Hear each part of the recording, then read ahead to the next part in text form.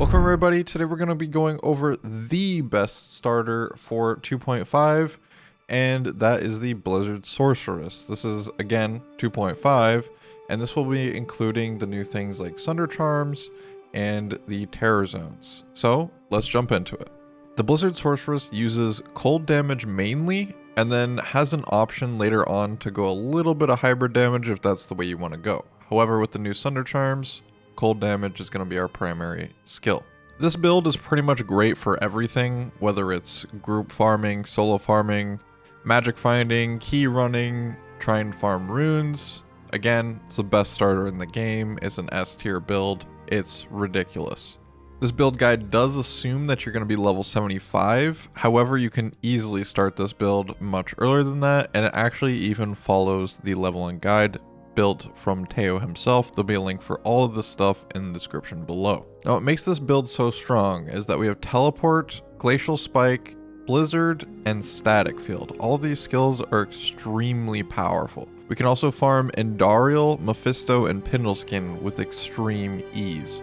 So we can easily get to places, do a lot of damage, and take them out from range, making it absolutely incredible. You can just stack a bunch of magic find and kill them off at a range. The skills itself are so powerful, you don't really need to spend a whole lot on the build for it to be effective. As I said before, definitely the best ladder starter. It's very fast paced, stacks a lot of magic find especially, and then it has a ton of end gear options, so you can definitely build this character out as you continue. The negative things about Blizzard Sorceress is that it's squishy, noticeable learning curve, slow against cold immunes, but that can be dealt with again with hybrid or with the new Sunder Charms. It requires kiting, so it takes some knowledge and some skills and being able to like move around cleanly, and then it requires specific breakpoints in order to play smoothly. So it does actually have a pretty high skill cap, and you can become a really good Blizzard player. Now with the Sunder Charm variant, we're going to be using Cold Rupture.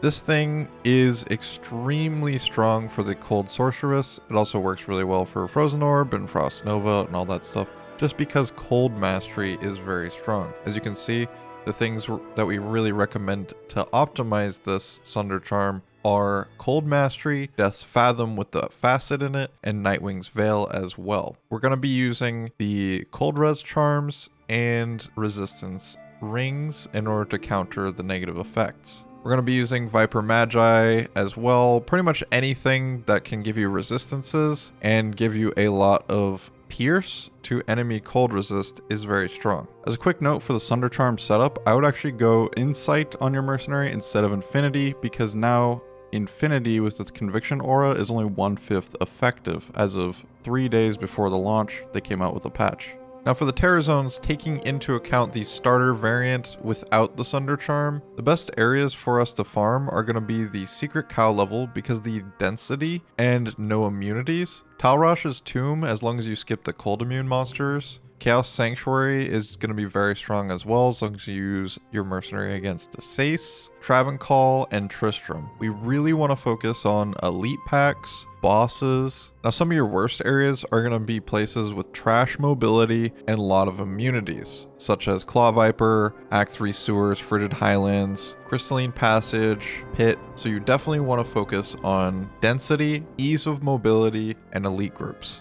You also need a lot of space in order to kite the monsters throughout the area. The skills that we're going to be maxing out in order are going to be Blizzard, Glacial Spike, Ice Blast, Ice Bolt, and then Hydra. The reason why we use Hydra is because back before 2.4, like 2.3 and prior, and in LOD, the Fireball was very good for that hybrid variant once you get higher levels. However, they buffed Hydra, and now it does more damage than Fireball. Make sure you have these 1-point wonders: Warmth, Static, Telekinesis, Teleport, Frozen Armor, Cold Mastery, and make sure before you put a lot of points into Hydra that you have 1 point into Fire Mastery. You can always check more information down here below on the Maxroll site. Moving on to the attributes, you put enough points into Strength and Dex to wear your gear. The rest goes into Vitality, and you don't really need energy. Thankfully, Blizzard doesn't require too much energy or mana to be able to operate. Now for the gear options, we're going to be using faster cast rate, plus to all skills. Cold skill damage is also really good. and then hit recovery and resistances. Magic Find is also really good for the early ladder when you're trying to cheese the bosses, such as Moat Trick with Mephisto. And then for gear, again, just mana, Magic Find, and faster hit recovery. You can definitely check out more inside the gear options if you want to follow along. There's actually quite a few farming spots that we can farm without Sunder charms, and then even in the early game, as I said before, just because the skill is just so strong. And this includes Mausoleum, Andariel, and the Secret Cow level. You can farm the Countess as well, but your Mercenary does need to assist you because she is cold immune, as well as her minions are cold immune. Act 2, Stony Tombs are absolutely incredible, Ancient Tunnels, the Summoner as well. Arcane Sanctuary, you can get some work done here, but it's a little tough to actually take out some of the monsters, and they kind of die over the edge, such as the ghosts. For Act 3, Arachnid Lair, Lorcarost, Travancore, and Mephisto are super solid areas. Just gotta be a little careful in Travancore because that place can be dangerous and it'll absolutely melt your Mercenary. And you can't forget to note that Mephisto is literally insane with Blizzard. You just stack so much Magic Find, you don't even need resistances or anything. You just Moat Trick Mephisto as long as you're careful and you get the loot on the other side. Now Act 4 can actually be really good too, but if you get any grotesques in say River of Flame, then just move on, go right to Chaos Sanctuary and take out Diablo. You will need a weapon on your Mercenary that can take out the Sace. In Act 5, there's not a whole lot of places we can farm, mainly because it is the ice theme, so there's a lot of cold immunes throughout this act. However, we can smash Pindle with the early game builds, and Bale Waves, as well as the World Stone and Neelthak, can be taken out once you have a little bit more gear. Yes, actually you could, if you're a really good Sorceress player, go into Neelthak and take him out with starter setup,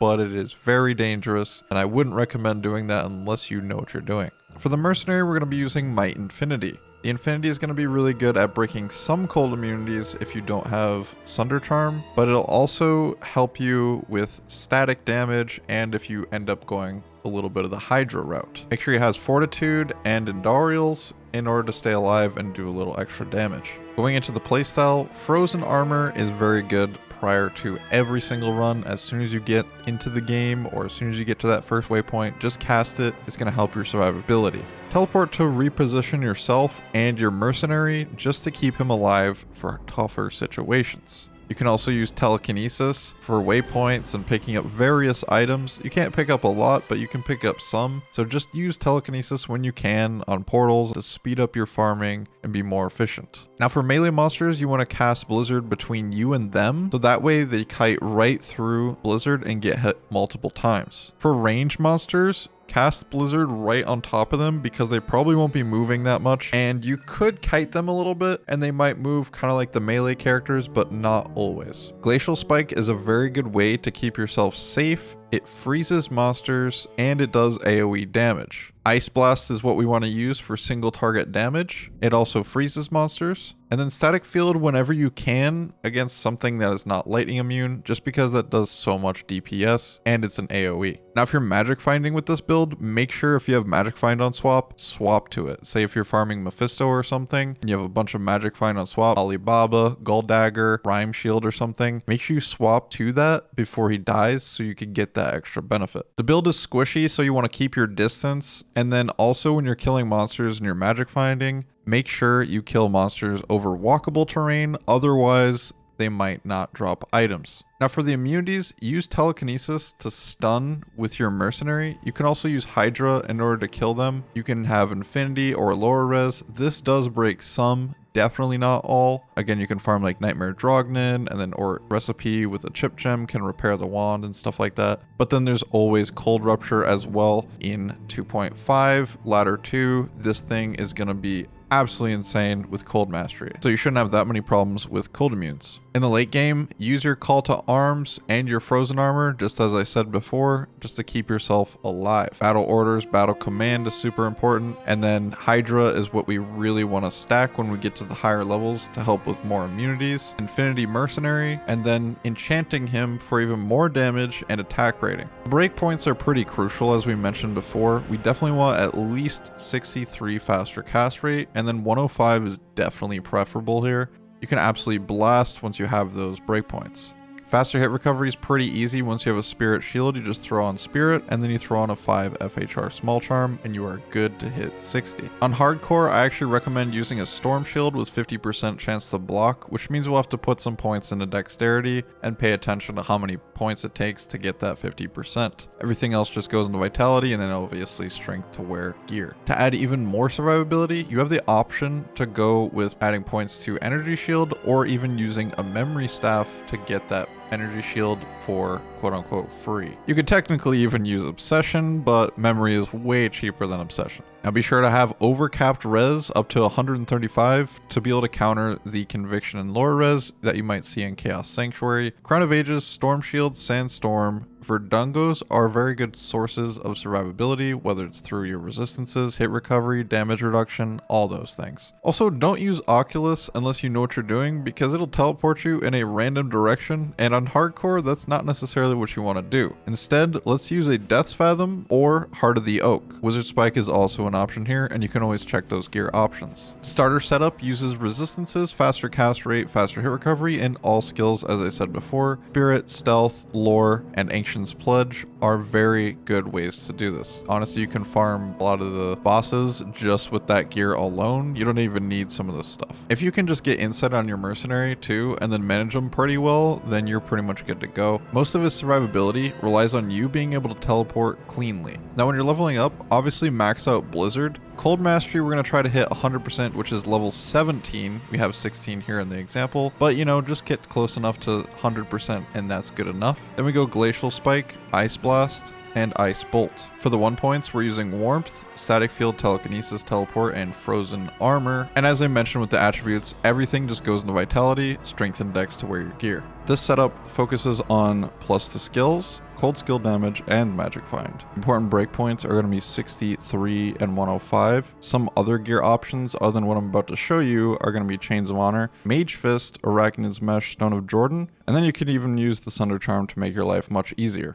We have Oculus with Ist, Shaco with Facet, same thing with the Viper Magi, Mara's Kaleidoscope, Spirit Monarch, Wartrav's Ring with Magic Find on it. Doesn't have to be 40, just some Magic Find. Naggle's pretty easy here. Then we have Gold Wrap, FCR Res, MF Ring, Chance Guards. Then all of these are going to be 5 resist charms. One of them is going to be FHR to hit that 60 FHR breakpoint. The rest of these are going to be Cold Skillers with 1 Geed's Fortune. Then we have Annie and Torch as you would expect. On swap, we have CTA and Monarch, and I believe all the swaps will have CTA and Monarch. Now with the update on October 3rd, 3 days before ladder launch, I would actually not recommend Infinity if you're going to be using a Cold Rupture. And that is because the Sundered enemies are only 1/5 effective, so just put your points into Cold Mastery. Instead, use an Insight Mercenary, and don't worry about going hybrid like it says here.